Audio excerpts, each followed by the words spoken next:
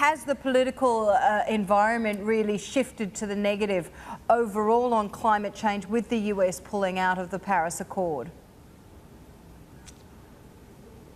Despite the US decision to withdraw from the Paris Agreement, I am encouraged that the whole world, rest of the whole world, are strongly committed.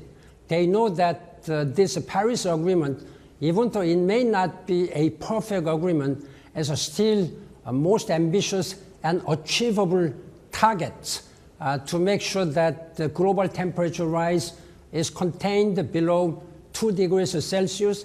And if we strive further down to 1.5 degrees, that's the only way to save this planet and humanity from this rapidly changing climate phenomenon.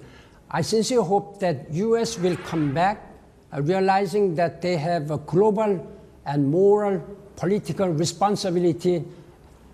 I worked very closely with President Obama and the Chinese President Xi Jinping and many world leaders. In fact, it was signed by 197 state parties.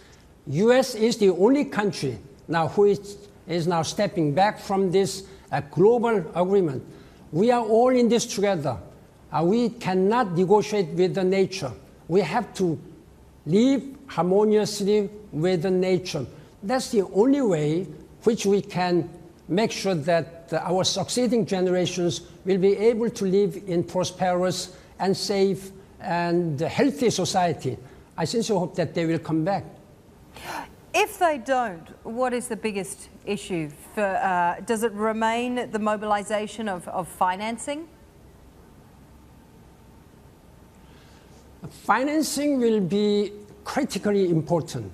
The member states have agreed already in 2009 in Copenhagen to mobilize at least $100 billion to help developing countries to mitigate and adapt to changing climate situations.